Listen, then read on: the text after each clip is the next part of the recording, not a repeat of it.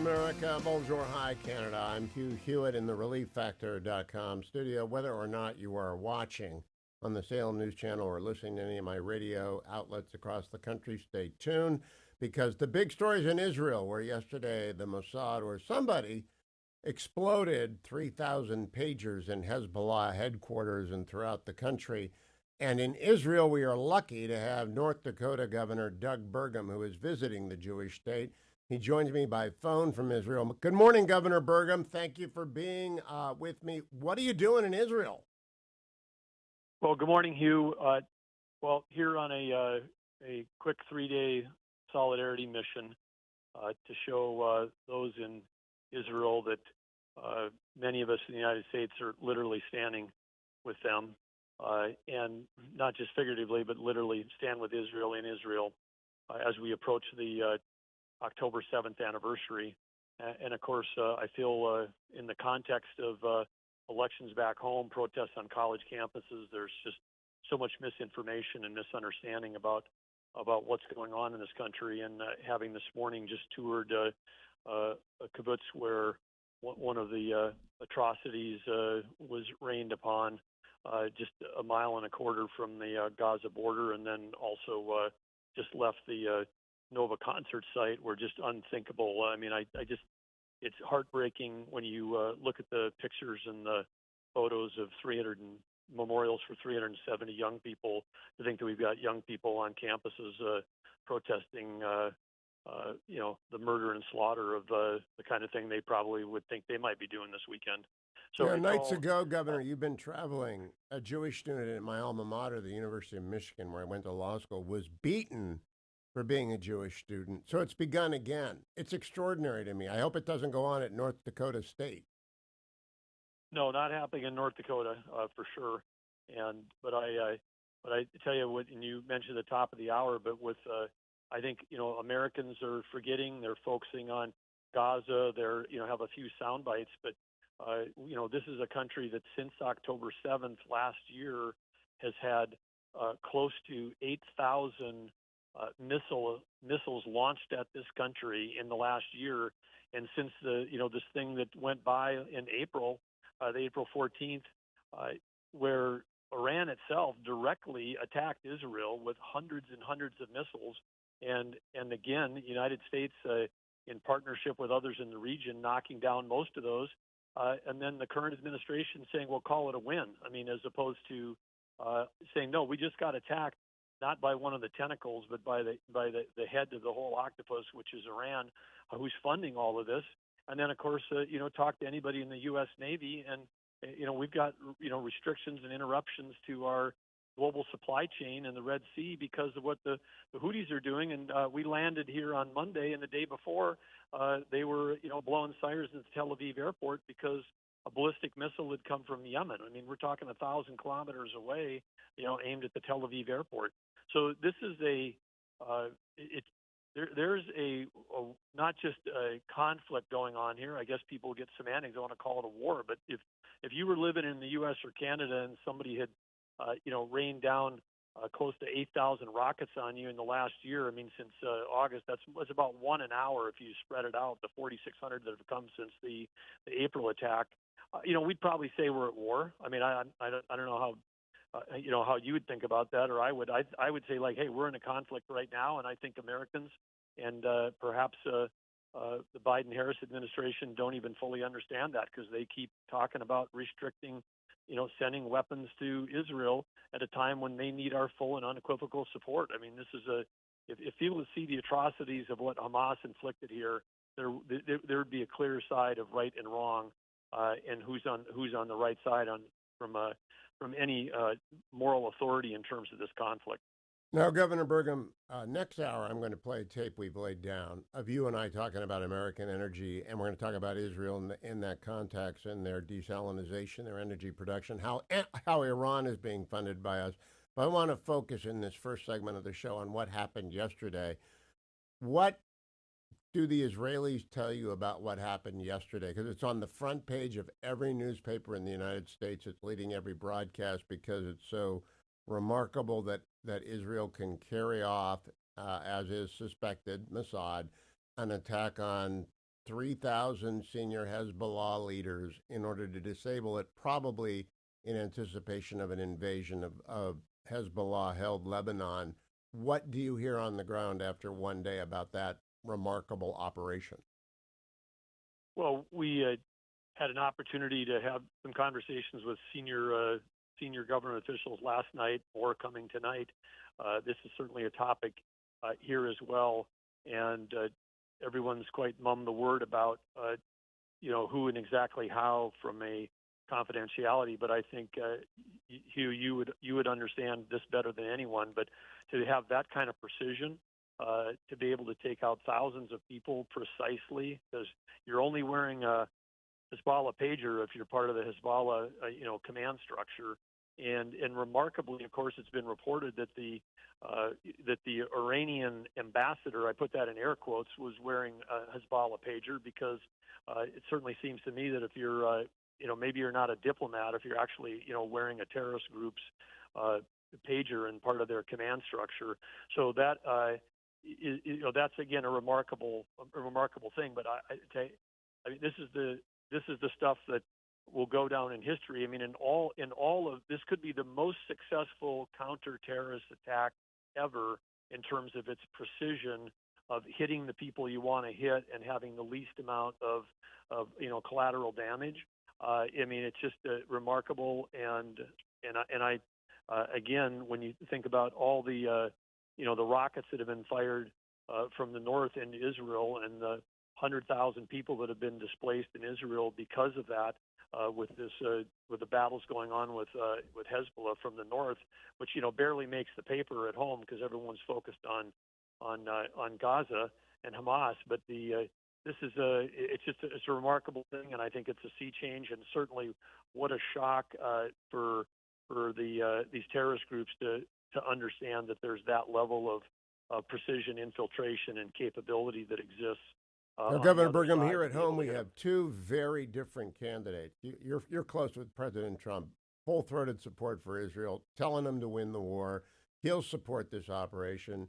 Vice President Harris says, Israel has the right to defend itself, but it can't do what it's done in Gaza. We haven't heard anything yet about the pagers. She'll probably condemn that or not speak to it.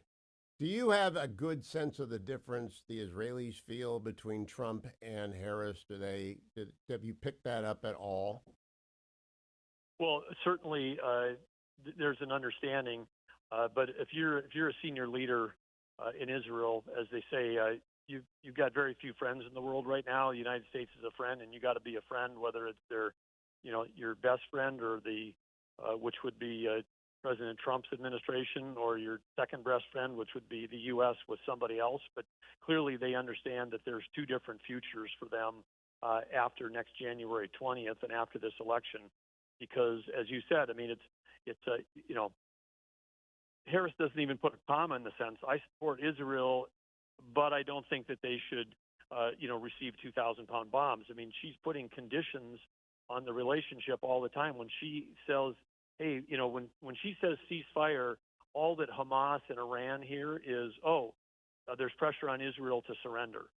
And so I've said this on your show, maybe I've said it on others a year ago, but I feel like they keep negotiating for the terrorists on behalf of the terrorists. Unless you're putting maximum pressure on Iran and full support for Israel, if you're doing the opposite, if you're putting conditions on Israel and trying to create space for Hamas to exist, then you're negotiating. That's the position they want. You're negotiating for the terrorists as opposed to for our allies. True. Now, Governor, to close off our first segment, you're a good friend with President Trump. I only interview him or moderate debates with him. I've only had one private meeting with him in my entire life, but you know him very well. How did the second assassination attempt impact you? Because it just seems to me the man is a target because the left has fired hate. We have 1 minute to our break. Well, I think, again, if you Joe Biden and now Kamala Harris are running on a couple of themes, and one of those themes was that President Trump is a threat to democracy. If you say that 1,000 times, put it in ads, repeat it over and over again, then you're going to have followers that believe they're going to be heroes if they can if they can take them out. And I think it's there's political violence, and then there's violence in language, and I think those kinds of words, which against someone who is supporting the rights of states and supports democracy, unthinkable. I'm going to come back with Governor Burgum in the next hour with a piece on energy that I taped again this morning with him at like 5 o'clock in the morning. So don't miss next hour. Doug Burgum, Governor of North Dakota in Israel. Thank you, Governor. Welcome back, America. I'm Hugh Hewitt. Governor Doug Burgum joined me to open the show today. But before that, I was able to tape a piece with him about American energy this morning. He's in Israel. Governor, I wanted to read to you the draft of a column which will come out in Fox tomorrow, one paragraph.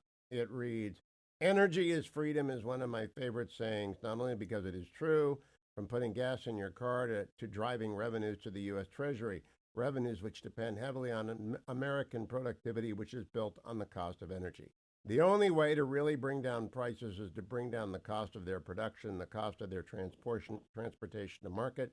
The U.S. must absolutely drill, baby, drill, but also throw everything at the new generation of nuclear power plants and the export of liquefied natural gas. AI depends upon it. Supercomputing depends upon it. Trump is committed to all of the above. Harris in 2019 was absolutely against fracking and has lied about her being the tie-breaking vote to allow fracking, the bill she refers to, had provisions on offshore oil leases not fracking. We know Harris's values have not changed from her own mouth, and that she is a disciple of the climate change crisis and all the deindustrialization that comes with it, whether intended or not. We have to produce domestic energy at 2 to 4 times our current total output. Do you agree with all or any of that, Governor Burgum? I agree with it, and if I was editing what you just wrote, I wouldn't have changed a word because maybe I would have added a few exclamation marks in there as well. Because again, you mentioned the AI. I mean, we're in an arms race with China. China's opening up 2 more baseload power plants a month or more. They're the world's largest polluter. All these plants they're opening up are coal plants, 400 gigawatts. The United States, under Biden and now Harris, are trying to shut down our baseload. They're destabilizing our grid at a time when we need more electricity than ever, and not for electric cars, because we can decarbonize liquid fuels. We're doing that in North Dakota, but we need electricity to power computing in this country, because it's going to be essential to defense. It's essential to healthcare. It's essential to everything we're doing, and I don't think they fully understand that. It's one of the reasons you're seeing Silicon Valley come over for President Trump, is because they know they can't sustain the market caps of those companies unless we've got the electricity to drive the next generation of computing in this world and maintain our lead. Governor Burgum, you're in Israel, and obviously Iran is Israel's greatest threat. I think the United States is funding Iran by allowing them to export oil and therefore funding the war against Israel on 7 fronts. Do you see it that way, or is it a different problem set? No, it's 100%. You couldn't be more right. With not enforcing the sanctions was one thing, because now they've got Iran's production is up, and of course, who are they selling most of that to? They're selling it to China. So not only are we funding a war here, we're also support China, the world's largest importer of oil and gas. China is increasing their strategic petroleum reserve at a time when they're getting ready for World War III. Joe Biden and Harris, they drained ours in half ahead of the midterms to get a few votes, and then of course as you noted, I mean they by executive order, Biden and Harris shut down natural gas export production for new facilities to help support our allies around the world. They shut down production in Alaska, which could help Japan, South Korea, and the Philippines. So their anti-U.S. energy policy is bad for the environment. It's funding dictatorships abroad. It's helping Putin. It's helping Venezuela, helping Iran. Iran is the world's largest funder of terrorism. You're absolutely 100% right, Hugh. Have you had a chance on this trip, Governor Burgum, to visit the desalination plants that not just Israel, but Saudi Arabia, the UAE, others use? Because they take a lot of power, but they got to have the water. We don't do that in this country. No, we're blessed in the United States with massive amounts of fresh water among all the other natural resources we have. But absolutely, power generation here is key, and energy security is key. And you mentioned nuclear. That's something, again, we got to put the pedal on, something that they need to hear. But again, with the Abraham Accords and other things that move forward under Trump, you could envision a world where Saudi Arabia and Israel and others, all collaborating and going along, where we could have energy security for Israel right here in right here in this region. But right now, the policies that are happening are, like I said, they're funding terrorism, and Hezbollah is, the estimates I'm hearing here on the ground is that they could have 10 times the resources in terms of rockets, men, people, capability than Hamas did. I mean, they're one of the premier recipients of funding from Iran, but it's not just the oil money because of lack of sanctions. I mean, let's remember when the Biden-Harris, they paid $6 billion for 5 hostages, and when that happened, I said, "Wow, we're going to have more hostage taking." Less than a month later, October 7th, over 250 hostages. I mean, because we made it a more profitable business for terrorist groups to take hostages. After that, unfreezing the assets of Iran over and over and over again, like $100 billion worth. President Trump had that all shut down. He had the sanctions working. He had that country on their knees financially, and they couldn't fund the 7-front war that they're doing right now against Israel. The oldest rule in the book is that which gets rewarded gets repeated. We paid for hostages. More hostages get taken. Gilead Shalit was kidnapped by Hamas years ago. Now they've taken 250 people, many of them Americans. Governor, before I let you go, you're a Silicon Valley guy before you went back to North Dakota. And so you know those folks. I don't know if Elon's your friend or not, but former President Trump said he's going to make Musk the head of an efficiency commission. That's great, but I also know we just have to shrink the federal government and consolidate. In the production of energy, just to be specific, the Department of Interior is actually more important than the Department of Energy when it comes to the production of energy. But the Department of Interior, the Department of Energy, the EPA, the Army Corps of Engineers, and the Forest Service, which is in the Agriculture Department for some reason, they all have a lot to do with energy. Have you talked about upping our energy production across all these agencies with President Trump? Yes, and I have, and with his team, they understand that, and I can share the perspective from North Dakota. We're engaged in over 30 legal fights with the federal government across all the agencies you mentioned. You can throw in a few more: Bureau of Indian Affairs that are affecting our tribal energy production, U.S. Fish and Wildlife. Go on and on and on. It's been a whole of government approach by the Biden-Harris administration to shut down and restrict U.S. energy and U.S. Critical mineral production, which we need if we're going to be competing in a world where we need, critical minerals for batteries and for other advanced electronics, for cell phones.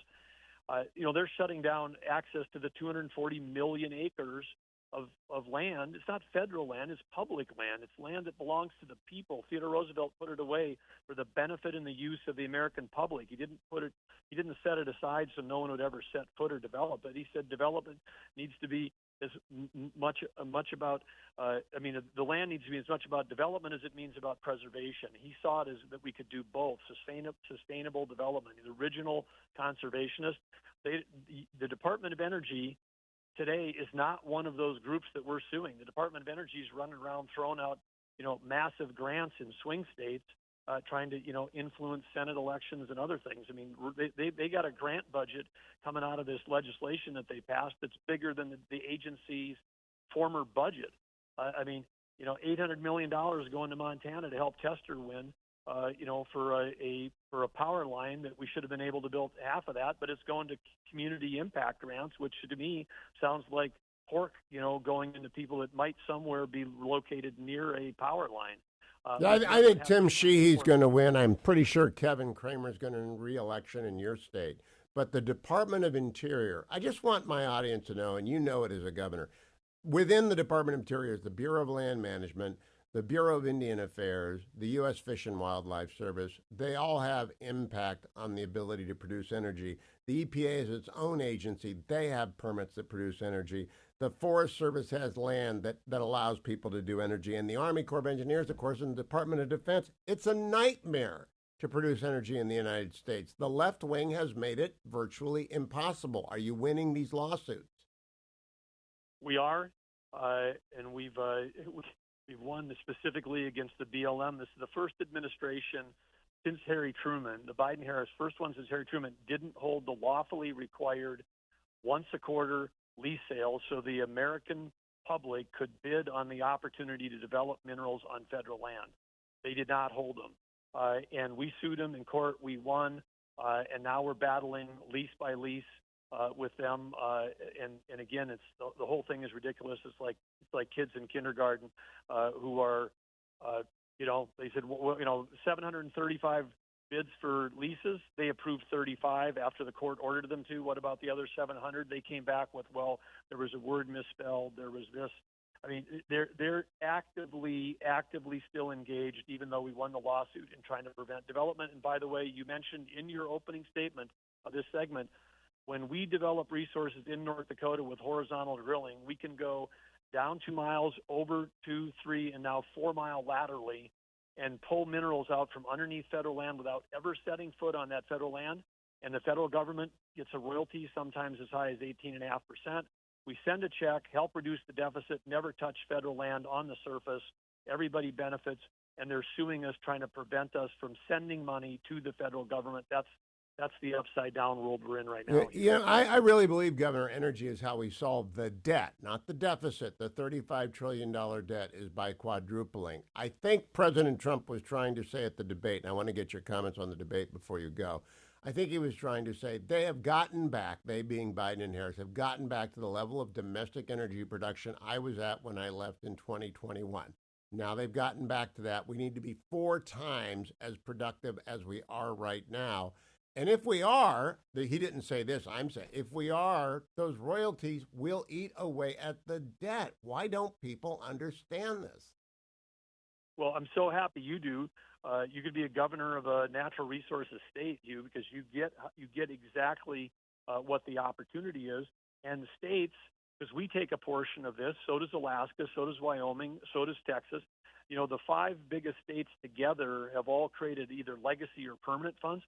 Those states have put away $330 billion, just most of that in the last decade doing this. I mean, you start talking about the federal government, not only could reduce the debt, then once the debt is paid down, then all of a sudden we could be like Norway and like Saudi Arabia and start building up a sovereign wealth fund. And that Governor, we're out of time. Please say hello to my friend Michael Oren if you see him, or to any of the people I've interviewed, like Prime Minister Netanyahu, if you see him. Travel safely. I'm so glad you're there showing American support for the Jewish state, because Israel is the equal of any of our allies, and we have to stand with it, as Doug Burgum is doing. Governor Doug Burgum, thank you for joining me this morning. Very, very early for me, very, very busy for you, and I appreciate Doug Burgum a great deal. Thank you, Governor.